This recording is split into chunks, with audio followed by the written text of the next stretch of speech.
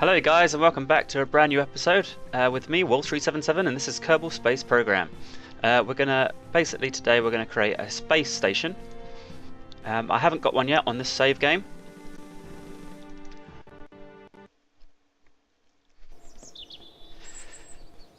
And it will have two primary functions: to keep Kerbals alive in orbit, and also to act as a refueling station for future missions. Okay, so we're going to start with the Capella, as you should always start space stations with, purely because you've got these lovely windows here so the Kerbonauts can see out into the glories of space, which is pretty cool. Next, what we're going to get is we're going to have some ASUS modules shortly. Actually, we might defer that for a little bit later. For now, what we'll do is we'll introduce a few of these large hitchhiker pods, so that the crew can have somewhere to stay. Now, with all good space stations, what I prefer to do is to add things on the outside rather than add things to the stacking system. And what I mean by that is, rather than using the flat round batteries, because I could easily put one of these on the stack and that would act as a battery, and it looks kind of cool. But what would look even cooler is if you have various bits and bobs attached to the station. It looks busier, it looks more complete, and it looks like something you'd expect to see on a space station. You know, everything wouldn't be a flat surface. You'd expect to see bits and bobs and gizmos and gadgets. So that's how we're going to do our batteries to begin with. I'm going to put two of these either side, like that. Okay, and next what I'm going to do is put some solar panels to charge those batteries when we're in orbit.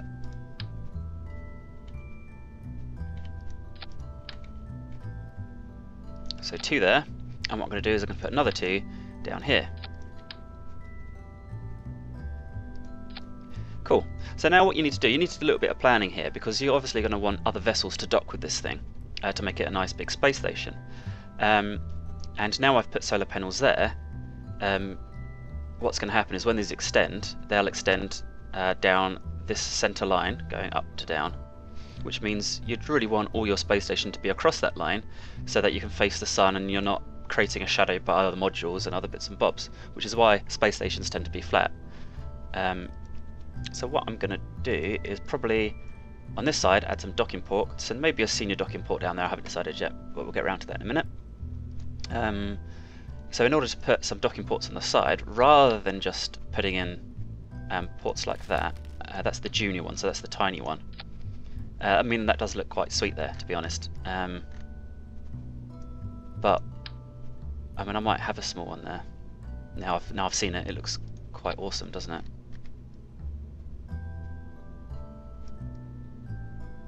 Okay, maybe we'll have that there. I don't know.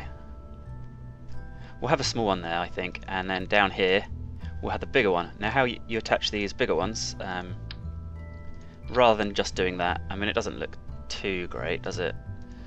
So what I tend to do is go to structural and use this, which is a radial attachment, which is specially designed for things to sit on the outside. So that's what you should be using.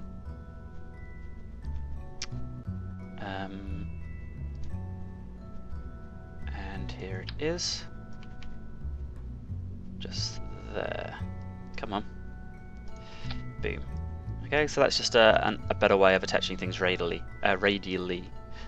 So that's quite cool. I'm still a little bit concerned about this pod, but I guess we can leave it, because what you'll find is that your ships that you'll design will sort of be in this format where they peak at the top and your docking port's going to be at the top. So when you do dock here, you've got to imagine that the ship's going to come out like here in this kind of semicircle way. Hopefully you can actually see my my mouse cursor. If not, here you go. So you'll actually see what you'll get is your ship when it docks will look something like that. So you can't dock that and another one above it, and not only because of the port sizes, but because they'll intersect. So you can only ever have one at a time, unless this ship here is very, very small, which is what I'll plan to do. Okay, so at least we've got two different adapter sizes there. And at the bottom, what I'm going to do is I'm going to attach a converter from the wide angle to the smaller angle, the wide diameter to the shorter diameter, by using one of these. And then at the bottom of here, I'm going to attach one of those. And then this is going to be our hub for all other things to dock. So I tend to always use just the normal docking ports. I try and stay away from junior because they're very, very exact. I try and stay away from senior because they're quite easy to get around the wrong way. And I have some problems with the decoupling and everything else that goes on with those.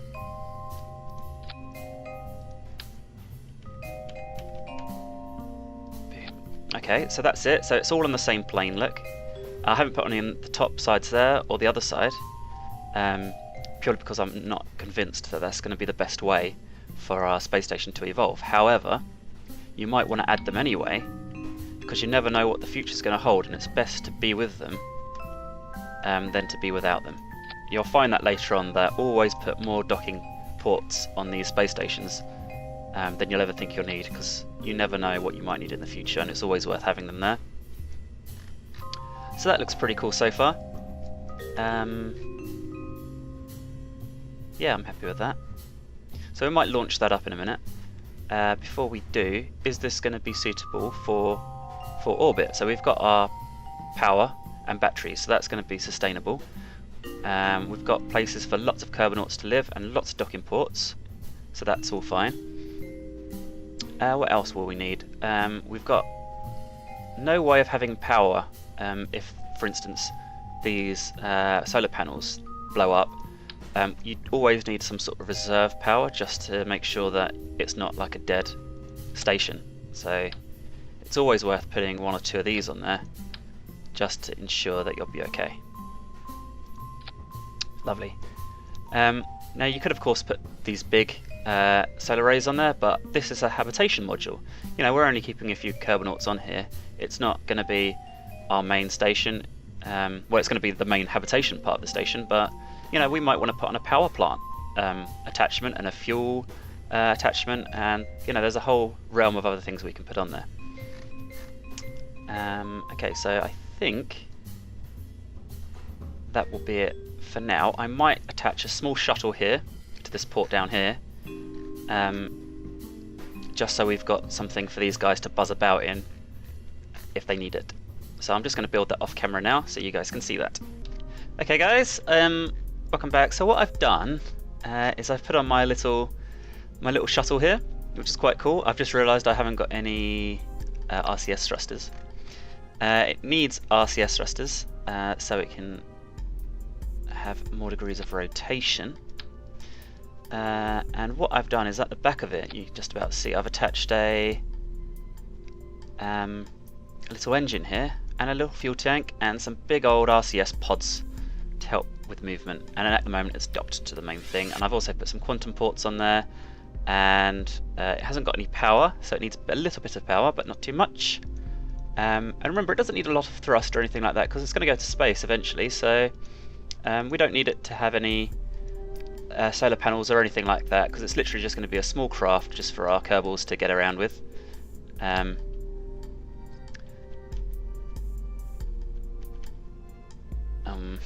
How am I going to add this so it doesn't look too silly?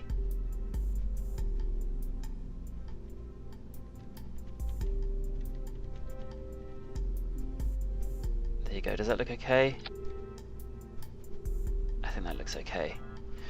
So yeah, our Kerbal can get in and out, and what I might do in fact is, because if the worst comes to worst, we want our Kerbal to be able to get back home safely.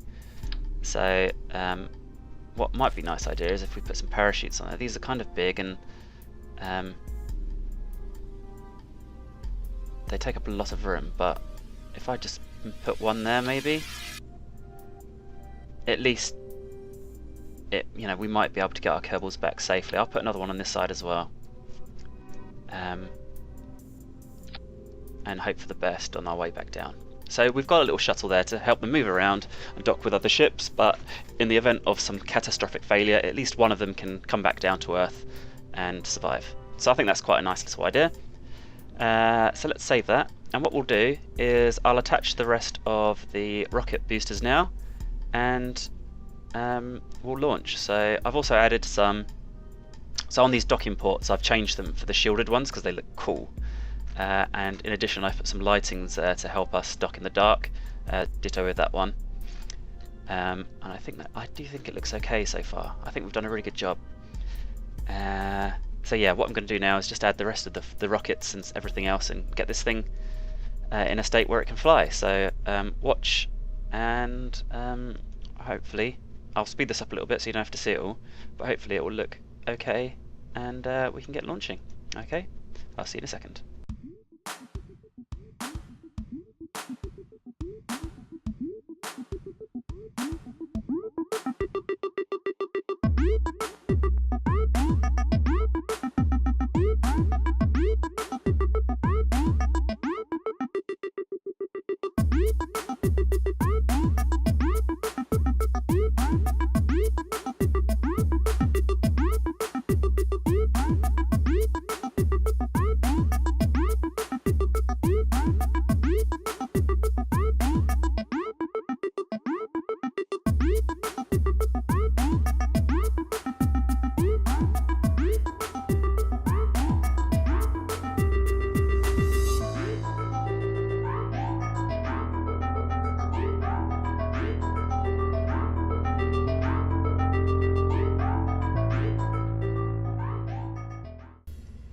Okay guys, welcome back. So what I've done is I've attached the various boosters here. We just need to sort out how the staging is going to work on the right hand side here.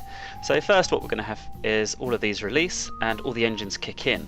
So we've got the first 2 for 6 engines here, which I think is about right. Oh no, there's 2 more down here. So these 2 are up here, and I need to move these down to the main stage. Now as this will burn, you notice I put fuel pipes in. These are these yellow pipes here, which direct the fuel from these outer tanks into the middle, which is how staging is normally designed. I'm a little bit worried that this on the side here is going to cause some weird tippling effects, and we might find that it topples over to the left. But what I've done is, you may have seen me just add an ASUS unit here, and hopefully that will be enough to keep it centered as we do our ascent up into space. So what I'm going to do now is make sure that the first stage here is all the outer ones, which it is. This one here is the inside, correct, and these are basically redundant stages, but yeah, so that should be good for now. So what I'm going to do is do a quick save, and we're going to go and launch.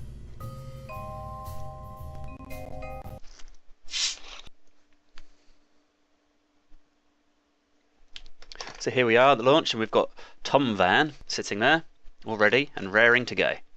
Now what I'm going to do is I'm going to turn SAS on to make sure that we're always pointed upright. I'm going to throttle up to about 3/4 above. There you go, that's fine. And in 3, 2, 1, here we go. And that's a nice clean takeoff. We're getting an awful lot of speed there, so I'm just going to throttle down a little bit. I don't want to go too fast. And here we go, we're headed off into space. It looks like the rotation caused by our little pod there is nowhere near enough to cause any bad effects, so that's fine. We've got a little bit of wobble here on some of the stations, but that's to be expected. Hopefully that won't make any damage to anything. So yeah, we're just flying up now. And when we get to about 5,000, what I'm going to do is I'm going to start a tiny gravity turn. Here we go, and start it now. Not too much. We've got a lot of wobble on those exterior tanks, which is going to make it hard for me to... Oh! Well, that's the end of that.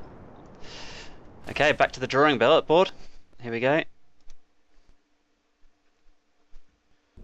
So what I'm going to do to make sure that doesn't happen again is we have these quantum struts, and they're just going to need to be put on all of these tanks to ensure that they're a little bit more secure, because it's probably one of those that just decoupled ahead of time. So that should stop that happening. I'm going to put some on the bottom as well, just to make extra sure that this thing is completely solid. Now this is a bit of a cheat, I suppose you could call it a cheat, but it does make sure that things like what you just witnessed just don't happen. And as much as I'd like to think that I'm an excellent designer, when it comes to these rockets, you just need a way of getting it into space. And quantum struts are my way of doing that in an efficient and quick, timely manner. Let's launch. And here we go, back at the launch pad. We're going to put the SAS on again. We're going to throttle up and we're going to ignite straight away.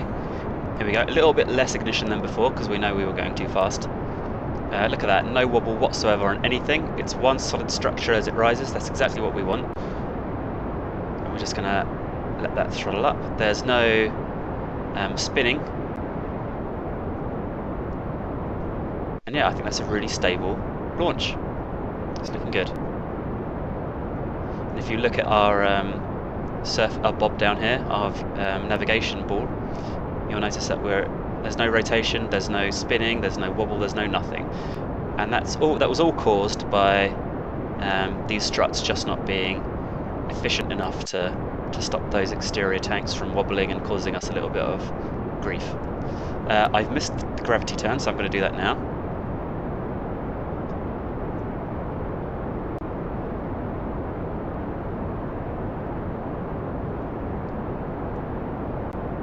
And there's our turn. Beautiful. Getting ready to drop those off. And we're just going to throttle up a little bit. And then I always keep an eye on this. You always want to be climbing because we're going up, of course. And you'll notice it gets faster and faster and faster. And the rate at which it increases is getting faster and faster and faster because our acceleration is increasing because our mass is going down as this fuel is being burnt off. Now I'm just going to increase the angle a bit to about here.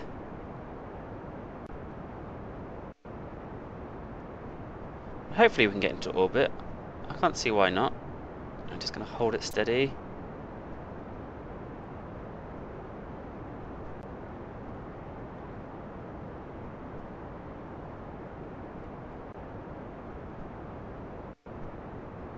There we go, let's try and level this off. What I'm trying to do is make sure this yellow is in the middle of that nav ball. There we go, perfect. Stay right there. Now what I'm going to do is go to map mode. And wait until this gets to about 100. Need to keep an eye on our fuel, which is going down rapidly. A little bit too quick for my liking, but that's not too much of an issue. What we can do is we can bring this up to the center, which will make this increase faster. And when it gets to 100, we're just going to completely stop our all acceleration. There we go. And now I'm going to do a horizontal burn in a minute as we get to the top of this aposis. So I'll add a maneuver. Keep going. Keep going. And there you go, that's enough to get us into orbit. So it's a bit hard to turn at the moment. That's not going to be a problem. And when this is lined up here, so this blue thing is the bit we want to target. And I've done it at the top of the aposis. We might burn a little bit before then, because we've got a 49-second burn. So we probably want to start burning at about a minute.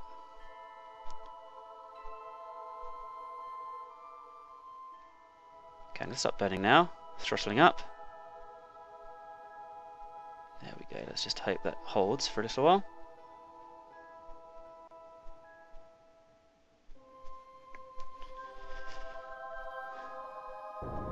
There we go, it's quite happy.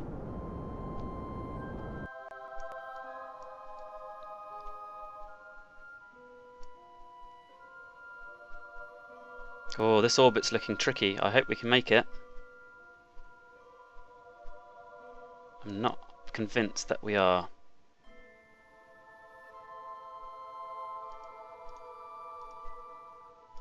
About halfway through the burn now.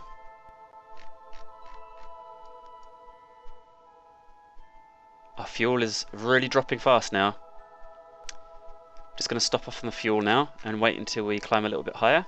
The higher you get, the more efficient your orbit's going to be.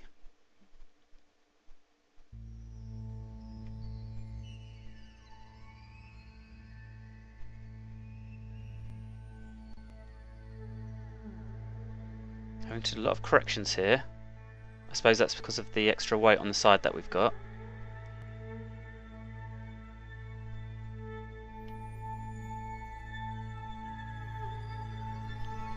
Increase the throttle a little bit more and then drop off completely. Wait until we climb again.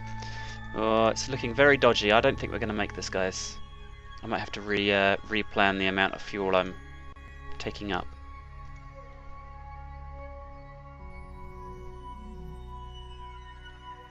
Okay, just going to increase a little bit more. Here we go. We're very close to orbiting, but we're very low on fuel. I don't know if we're going to make it. I don't care how high the orbit is. There we go. Thank goodness for that. So let's get this roughly circular. Beautiful. Okay, so at least we're in orbit now. We've got a little bit of fuel. Our trajectory is all wrong, look. We really struggled with that because of the extra weight on the side. Ideally you want to be level with the moon. So that is a bit of an issue, but it shouldn't be too bad to correct. So what we can do is we can select our target. That's not where we're going, but it highlights what plane we're trying to get to. So click here, that's going to be in 30 minutes, and this is going to be in 13 minutes. So we'll do the correction here. And what we need to do is use these purple ones to correct the plane.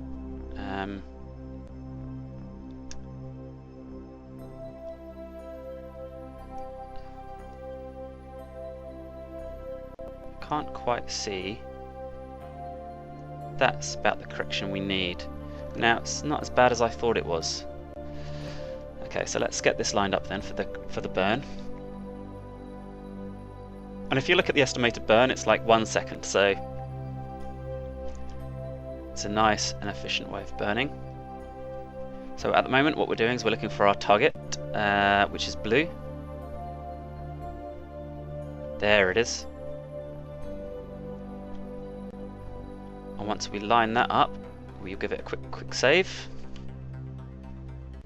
Line that up perfectly.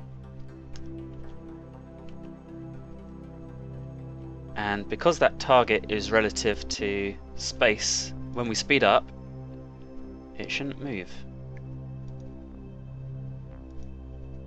And then we can fast forward to our burn. 8, 7, 6, 5, 4, 3, 2, and then as soon as it hits 1, slow down. Oh, a bit longer maybe. So we've still got a few seconds, just going to get closer, here we go, and 1 second burn, go. Corrected. A bit more. Cool, so that's our plane corrected, so we should be perfectly in line with this green line in the background. See, look, it's one continuous line all the way through, so we're definitely on the right plane, which is lovely. What's next? I guess we could circularize the orbit a little bit whilst we've still got some fuel. So what we'll do is we'll set up a burn right here. And what we can do is we can just tweak this. Oh, it's disappeared.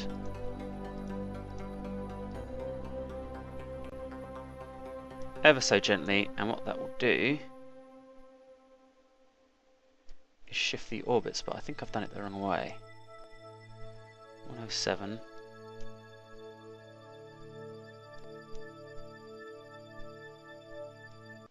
Boom. So I think that's it there. Okay, so now I'm going to line up my nav ball and make sure this burn's correct. Now the estimated burn for this is going to be minute, but it will correct our orbit and make sure this is nice and circular.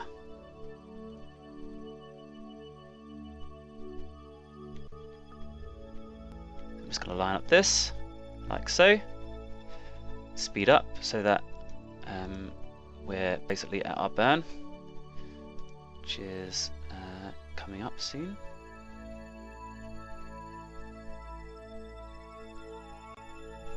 Here it comes.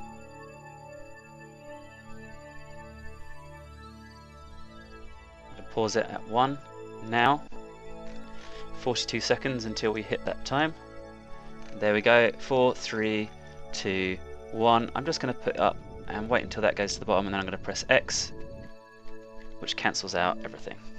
Now, let's have a look at this orbit then. So now this orbit should be very, the plane should be aligned very, very well, which they are, and also these should be roughly equal, which they are. I mean, there's only about a kilometre difference, and when you're talking about the diameter of Kerbal, that's not a lot. So I think that's it in terms of correcting this orbit. Now we've got one more problem. That is, firstly, we've still got some fuel left, but more importantly, that's not such a problem. But the problem is we've got we need a way of getting rid of these tanks. So what I'm going to do is align myself with the orbit. So we're going to head into the wind, as it were. Slow down. Correct ourselves. Here we go. There we go. Beautiful. And now what we're going to do is we're going to initiate a spin. As soon as it's lined up, which it is. So we can take SAS off, and now we're going to initiate a spin. We really want to work up quite a lot of... well, that should do. A bit more maybe. And now the next stage will be the separation stage. And because of this rotational momentum I've got going, when I eject, these tanks should fly off away from us, so there's no risk of us damaging our ship. 3, 2, 1, and there we go. And those tanks are gone now. They've got nowhere near us, and our ship is free to be alone, and there's no risk of us ever colliding with anything. So I think that was a successful separation. And now what we're going to do is we're going to extend the solar panels, which are on this side. I like to do these manually.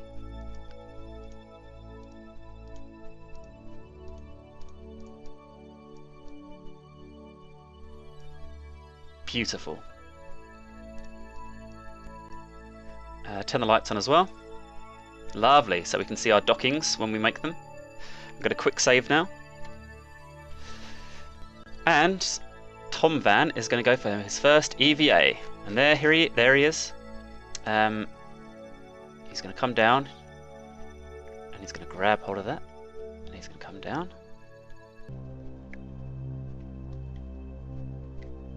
There we go. Uh-oh. Uh-oh. Oh, thank God for that. I'm in. Lovely. I'm going to have to give that a quick save because that was much more difficult than I thought it would be. I'm going to speed it up just to cancel out that rotation. And now what we're going to do is we're going to undock. We're going to give it a little bit of reverse momentum. Oh, we're controlling the wrong thing here.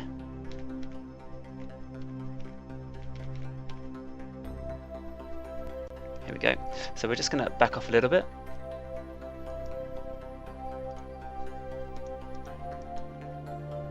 So turn on RCS.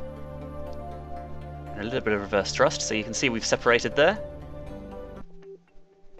Well, that's a lot harder than I thought it'd be.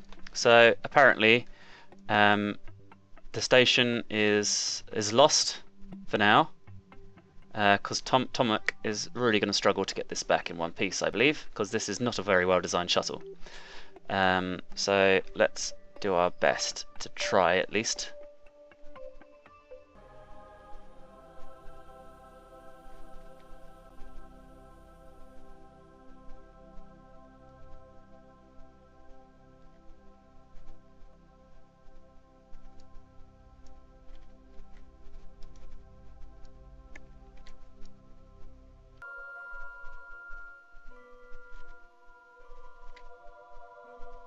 Ah, back in the base. Lovely.